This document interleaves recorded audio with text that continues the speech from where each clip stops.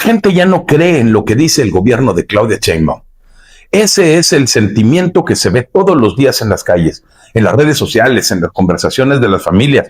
El gobierno de Morena llegó al poder con muchas promesas: acabar con la corrupción, reducir la violencia, mejorar la economía y cuidar a los más pobres. Pero hoy, a poco más de un año de que Claudia Sheinbaum asumiera la presidencia y después de 6 años más de gobierno de su partido, la mayoría de los mexicanos sabe que esas promesas no se cumplieron. La economía no avanza, al menos no como lo prometieron. Hay menos crecimiento que antes, las industrias importantes están estancadas y el campo recibe un apoyo completamente nulo. Los agricultores bloquean carreteras porque no pueden vender su cosecha a buen precio y porque el gobierno está protegiendo más a los grandes productores que a los pequeños. El famoso nearshoring, ese que iba a atraer muchas empresas extranjeras y generar millones de empleos en el país, no llega. Las compañías ven inseguridad, trámites lentos, reglas que cambian de un día para otro. Así que prefieren irse a otros países y el resultado es bastante claro. Hay menos trabajo bien pagado, los precios de la comida y los servicios siguen subiendo y muchas familias simplemente no alcanzan para lo básico. La violencia tampoco bajó. Al contrario, está peor el día de hoy que hace 8 años. Matan presidentes municipales, encuentran fosas clandestinas con cientos de cuerpos y la gente sigue desapareciendo. El gobierno dice que todo está bajo control, pero la realidad es que la mayoría de los mexicanos se siente insegura al salir de la calle. Cuando la gente protesta, la respuesta muchas veces son gases, macanas, detenciones.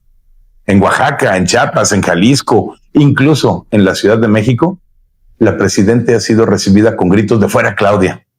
Jóvenes, maestros, madres buscadoras, padres de familia y ciudadanos comunes ya no aguantan más. El gobierno nos habla de austeridad, pero los diputados de Morena acaban de aumentar sus propios sueldos, sus seguros de gastos médicos caros y sus apoyos personales para poder pagar impuestos. Mientras tanto, a millones de mexicanos les quitaron programas de guarderías, de medicinas, de apoyo al campo y de apoyo a escuelas de tiempo completo. Esa doble cara es lo que más enoja a la gente, porque están pidiendo sacrificios al pueblo, pero ellos están subiendo el sueldo sin ningún problema. Las encuestas serias muestran que la aprobación de Claudia Sheinbaum está por los suelos, solamente un poco por encima del 40%. La confianza ya se cayó. En las calles se escucha cada vez más fuerte el rechazo, abucheos en eventos oficiales, protestas frente a Palacio Nacional, marchas de jóvenes que jamás habían salido a manifestarse. Incluso en lugares donde Morena ganaba fácilmente hace unos años, ahora la gente grita que está cansada. Los mexicanos ya no creen en las mañaneras que están llenas de cifras maquilladas.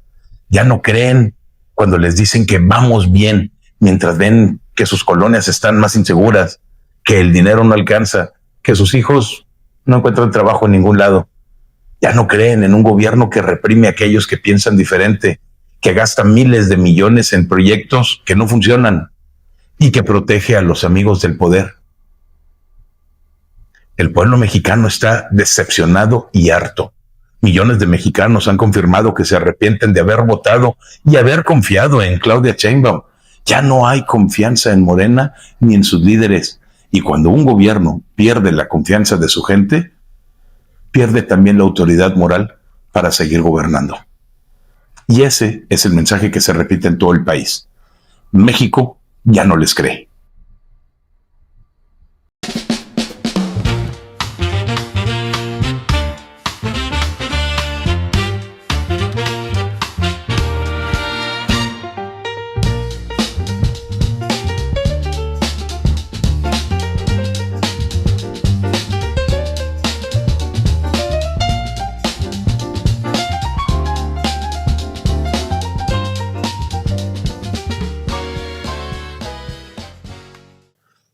Claudia Sheinbaum arranca su segundo año de gobierno con una desaprobación de 53% según las encuestas más creíbles. En las redes sociales como X, antes Twitter, la voz del pueblo mexicano resuena muy fuerte, pero frustrada. Montones y más montones de publicaciones denuncian el colapso sistemático de un gobierno que prometió transformación, pero entrega solamente promesas rotas y abusos de poder. Desde la precariedad en el sector salud hasta la impunidad tan evidente en seguridad y justicia, pasando por la inseguridad jurídica que ahuyenta inversiones y provoca la parálisis económica, la ciudadanía clama por un hasta aquí. Estos posts, compartidos por miles, son el pulso de una nación que está harta de un régimen que prioriza el control político sobre el bienestar real de los mexicanos. El sector salud, que es como la vitrina del aparador de la Cuarta Transformación, nos permite darnos cuenta de la realidad. En alguna clínica de León, Guanajuato, pacientes con hemodiálisis tienen que estar en el piso por falta de camilleros y personal, soportando dolores atroces mientras esperan una atención que jamás va a llegar. Los videos virales muestran a enfermos con cáncer y VIH abandonados, un recordatorio muy cruel de cómo el gobierno desvía fondos públicos a caprichos ideológicos, como los envíos millonarios de petróleo que van a dar a Cuba, mientras que aquí los mexicanos mueren por negligencia.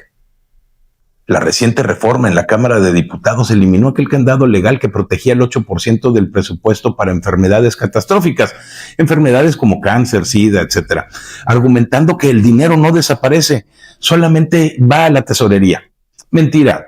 Sin etiquetado, esos recursos van a terminar diluidos en gastos opacos, dejando a miles sin quimioterapias o antirretrovirales. ¿Y dónde quedó la promesa del sistema de salud como Dinamarca?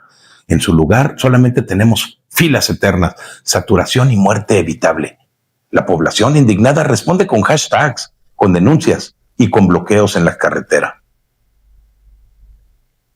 La seguridad pública ya roza lo absurdo. Fiscales estatales están compitiendo para ganar el premio al peor ridículo. En Baja California, un cuerpo maniatado y metido en un costal es muerte por sobredosis sin intervención de terceros. En Chiapas, una madre es obligada a firmar un perdón involuntario por el conductor ebrio que mató a su hija, liberándolo pese a la clara evidencia del delito. Sheinbaum remata declarando que combatir a los narcos equivaldría a fascismo por violar sus derechos humanos, como si ellos fueran las víctimas, en lugar de criminales que extorsionan, que secuestran, que masacran. Derechos para los asesinos, pero no para las familias que están aterrorizadas. Tijuana, Sinaloa y Guerrero sangran diariamente con homicidios que superan los 30,000 anuales, mientras que el gobierno opta por los abrazos y no balazos. La inseguridad jurídica es la cereza de este debacle. El Senado, con una mayoría morenista, acepta la renuncia de Alejandro Gertz Manero, violando la ley de la Fiscalía General de la República, que solamente permite salidas por causas graves como incapacidad o traición, no por un puesto diplomático. Para ello, prohíben la entrada de periodistas al Pleno, ocultando maniobras en medio de escandalosos acuerdos, como el huachicol de Dan Augusto o el plagio de Yasmín Esquivel. La Suprema Corte de Justicia del Acordeón, esos amenazan con reabrir casos juzgados, socavando sentencias firmes y ahuyentando inversión extranjera que cayó 20% en 5 años por falta de Estado de Derecho. Rituales indígenas en el Congreso para limpiar energías o sombreros fantasmas que aparecen en la mañanera, alusivos al caso de Carlos Manso, que fueron retirados misteriosamente, evidencian un régimen supersticioso y opaco. Y la ciudadanía traicionada marcha el 14 de diciembre en una protesta nacional que clama por transparencia, legalidad y soluciones, porque promesas ya hay muchas y están incumplidas. Económicamente, el panorama es desolador. Banxico ya anunció un crecimiento nulo del 0.3% para 2025, con el ingreso real per cápita en caída de más de 18 puntos porcentuales para los más pobres, agravado por alzas en el salario mínimo que están disparando los precios sin generar un empleo formal. Protestas de agricultores y pescadores en Sonora contra la ley del agua o el rechazo al servicio militar como mano de obra barata están reflejando un descontento rural que amenaza con bloquear el país. La hipocresía reina en México y los políticos de Morena condenan ese llamado odio de la oposición, pero lo hacen de manera selectiva, protegiendo a sus aliados como Noroña, mientras ignoran agresiones reales. Este gobierno de México no transforma, sino que destruye. La población unida en las redes sociales y las calles, no va a tolerar más el mal gobierno. Desde madres viudas hasta jóvenes sin futuro, estamos todos exigiendo un México de leyes, de salud digna y de prosperidad real. El 14 de diciembre salgamos, no por venganza, sino por justicia. México despertó. Ahora le toca temblar al régimen.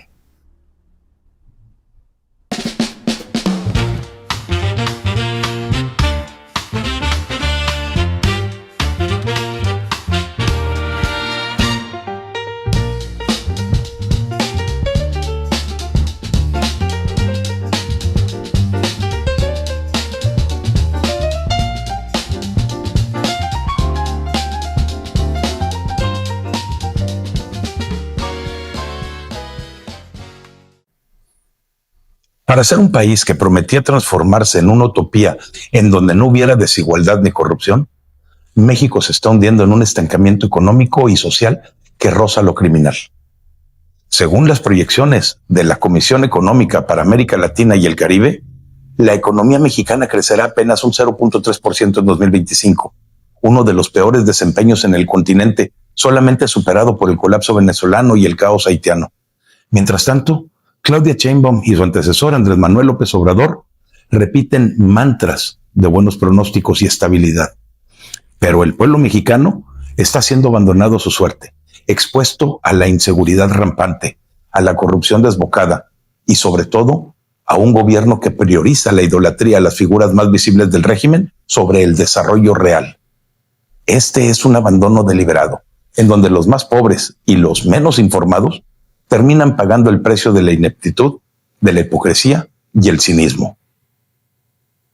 Comencemos hablando de economía, el único motor del país que no se puede detener y que Morena ha jurado revitalizar.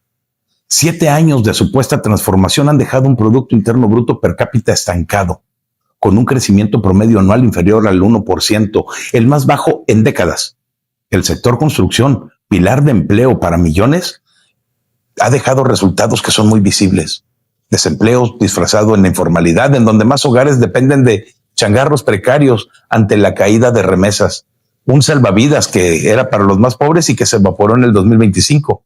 En lugar de invertir en infraestructura que genere puestos dignos, el gobierno está despilfarrando en megaproyectos fallidos como el Tren Maya, que devora recursos sin devolver prosperidad. El Fondo Monetario Internacional lo ha advertido muchas veces. México languidece por debajo de Argentina en proyecciones de crecimiento. Un país que pese a sus crisis, al menos osa reformar. Aquí, en cambio, la deuda pública se infla, como Pemex, ahogado en pérdidas y exportando gasolina del bienestar a Cuba por $3,000 millones, mientras que las gasolineras locales están agonizando. ¿En dónde queda el apoyo al pueblo bueno? Abandonado, como los traileros que rezan diariamente antes de rodar por las carreteras convertidas en zonas de guerra. La inseguridad que vivimos no es un daño colateral más, es el rostro más cruel de este abandono. Con más de 24,000 asaltos carreteros al año y pérdidas por $7,000 millones, empresas estadounidenses como Coca-Cola, HP e IBM exigen que el tema entre en la mesa del Tratado de Libre Comercio, alertando de un México ingobernable. Galeb Krame nos había advertido desde hace mucho tiempo, pero Claudia Sheinbaum, en un sarcasmo que duele, declara que no van a utilizar la fuerza contra los pobres narcos, minimizando 92 asesinatos diarios como si fueran anécdotas nada más. Campesinos y transportistas, el sostén del campo mexicano, están bloqueando las vías no por capricho, sino por hambre y desesperación ante los precios del diésel manipulados, subsidios que se evaporan y el descarado apoyo del gobierno a empresas transnacionales en lugar de apoyarlos a ellos, a los productores. La respuesta del gobierno es brutal, además de estúpida. Amenazas de carpetas de investigación por protestar, como anunció Rosa Isela Rodríguez, culpando a la oposición en lugar de asumir y corregir las fallas sistemáticas que tienen. Este es el Estado de Derecho que está en retroceso. México cayó 2 puestos en el índice de Estado de Derecho del World Justice Project, reprobando en justicia penal, civil, seguridad e incluso anticorrupción. Un país en donde el narco prospera y el ciudadano teme salir de casa, porque el gobierno prefiere dar abrazos a los criminales en lugar de balas para proteger a los suyos. Y ni hablemos de la corrupción, ese cáncer que durante 7 años han jurado extirpar. Mexicanos contra la corrupción en la impunidad ha documentado 51 casos graves solamente en el primer año de Claudia Sheinbaum, desde redes de huachicol ligadas a la 4T hasta la normalización de conflictos de interés en contratos públicos. El anuario de la corrupción del 2025 revela cómo el gobierno de Andrés Manuel sabía de la barredora, un esquema de sobornos en aduanas, y lo encubrió, permitiendo que fluyera el crimen organizado. México ocupa hoy el puesto 140 de 180 en el índice de percepción de corrupción de Transparencia Internacional, el peor en su historia, a la par de Irak. Los programas sociales vendidos como la salvación del pueblo son orgías de desvíos de fondos, pensiones fantasmas y becas que enriquecen a sus amigos, mientras que el pueblo real está mendigando un mendrugo de pan. Mientras tanto, el narco frena la inversión, con el grado de inversión al borde del colapso, y Petróleos Mexicanos está hundiéndose en deudas que vamos a heredar todos. Este abandono del pueblo toca lo más íntimo: familias desintegradas por la migración forzada, jóvenes sin futuro en una economía informal que los condena a la pobreza eterna, y un 70% de mexicanos que, según encuestas, no volvería a votar por Claudia Sheinbaum, hartos de eslogans vacíos. La cuarta transformación no transforma, desmantela, deja al pueblo la buena de Dios expuesto a las balas, al hambre y a las mentiras. ¿Hasta cuándo? Porque ya es hora de que México despierte, que exija cuentas y que reclame un gobierno que no abandone, sino que levante, porque el país no se sostiene con abrazos al crimen, ni con mañaneras, se sostiene con justicia, con crecimiento y dignidad para todos. Oye, victimizando a Noroña porque todos lo están atacando por lo que dijo en contra de la alcaldesa de Uruapan. Pobrecito, ¿por qué lo atacan? O sea, mira, ¿hasta dónde llega la estupidez de lo estúpido, Fer? No, es que pueden ser completamente estúpidos, güey. Eso muestra, y perdón que lo diga, y no solo de Noroña, porque se visualizó el mensaje del baboso ese, pero ¿sí? Toda la 4T ayer, toda la 4T demostró la clase de miseria humana que nos está gobernando. O sea, ayer dijeron que la señora había mandado matar a su marido porque ella quería ser gobernadora. Eso lo dijo el idiota de Noroña, güey. No, pero aparte los voceros de este pendejo de la 4T. O sea, no, sí, eso es, y esa es la investigación que tiene ahorita Omar Harfuch, porque como lo mataron los mismos, sus guardias de seguridad, seguramente la señora se puso de acuerdo con ellos para que mataran al marido. O sea, imagínate el nivel de miseria de esta gente, güey, para tratar de sostener una narrativa de estar acusando de esas cosas a la esposa. Es que, ¿por qué? ¿Por qué salió y aceptó el puesto? A ver, no, que no se debe de minimizar a ninguna mujer. Entonces, como la señora salió y aceptó el puesto, después de que mataron al marido, entonces la señora ya no tiene validez. Y ayer, que era su tan famoso día 25N contra la violencia y no sé qué cuánto, sale el imbécil de Noroña a decir las cosas que dijo. ¿Es en serio que todavía no se dan cuenta de la miseria humana de esta gente, güey? Y la senadora Conce a victimizarlo por los ataques de la prensa en contra de él. La víctima fue Noroña. ¿Sí? La víctima fue Noroña, que es un joto, ese es punto y aparte. Pero llorando a un nivel, yo decía, Fer, lo que siempre me pregunto, ¿en qué pinche mundo paralelo estoy viviendo, güey, en México? No. Oye, Mariana, ahorita que tocaste ese tema, deberíamos de hacer una encuesta de quién es más llorón, Noroña o Fer. Gana, yo creo que se van en un empate 50-50. Ok. Yo creo que qué sí. Cabrones. Qué cabrones los dos. Oigan, te quiero mandar un saludo. No, espérame, Mariana. Grítale a tu mami. Mami, No estés fregando. Deja de mandarle un saludo a Jaime Sandoval, que nos está viendo. Jaime, te mandé un mensaje de WhatsApp, a ver si te puedes subir un ratito. Besos, Jaime. Un abrazote. No, bueno, yo les platicaba de esto que está ocurriendo, porque pues bueno, ya cerraron el hotel, ya están reconociendo, bueno, no han reconocido, pero ya se dieron cuenta que el Tren Maya no funciona. No tenemos el vehículo o línea, no tenemos la vacuna.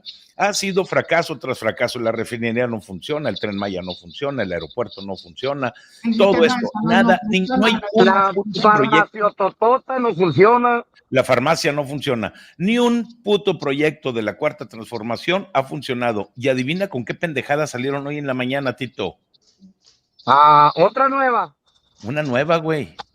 No, Van a hacer una supercomputadora, la más grande y la más mejor de toda América Latina, y se va a llamar Coatlicue.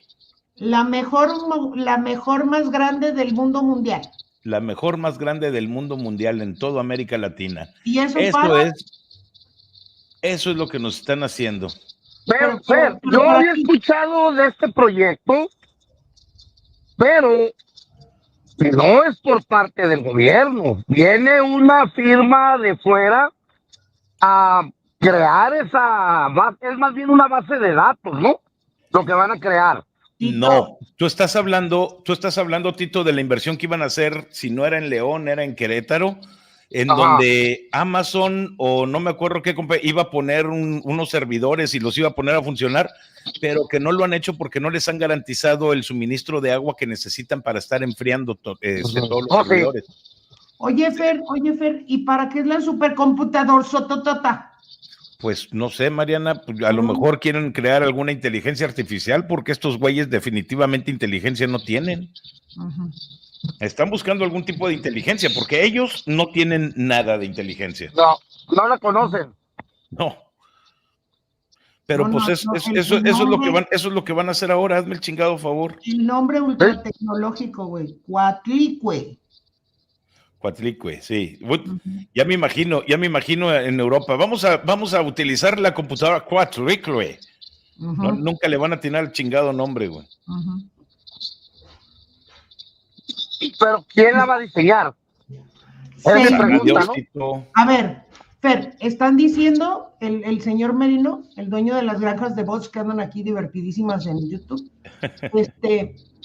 el señor Merino dice que va a costar 6,000 millones de pesos.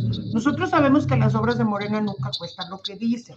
Entonces, vamos a ver, 6,000 millones.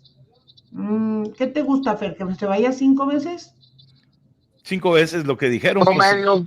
Pues, vamos a manejar un promedio, 350% de sobrecosto. Ok, no hay dinero para los manifestantes de hoy, o sea, desde ayer y de hoy en carreteras de los agricultores, transportistas, pero sí hay para hacer una super pinche mega computador sotota. Sí, claro, Mariana, o sea, a ver, a ellos no les interesa que la gente, que la gente esté bien, que la gente esté segura, a ellos les interesa sus chingaderas. ¿Se acuerdan que ayer les platicaba de este proyecto, de esta imagen? Sí, así va a acabar. Es lo que te iba a decir, Fer. Así va a terminar esa computadora. Así va a terminar la computadora, igualito que va a terminar la fábrica del vehículo que quieren hacer de Lolínea, igual que terminó la farmacia, la megafarmacia, igual que está terminando todo absolutamente. Nosotros hicimos cuando lanzaron la megafarmacia, Fer, un ejercicio en donde solicitamos medicamento, porque López Obrador dijo que si tú solicitabas el medicamento a la megafarmacia, en 48 horas te llegaba el medicamento a tu centro. Pregúntame si llegó alguno de esos medicamentos, y no era nada de acá de los caros, o sea...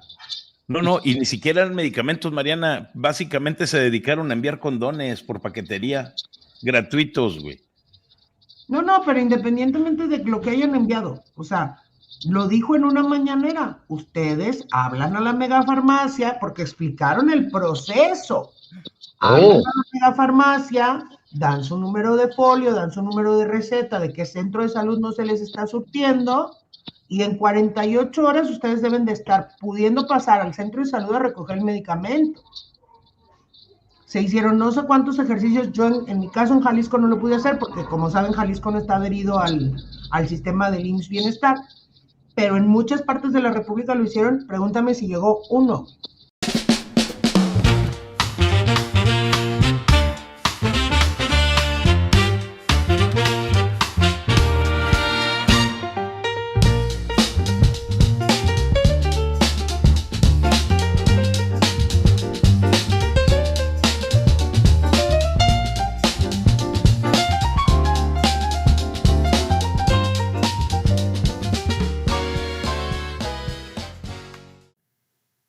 En México ya no hay seguridad.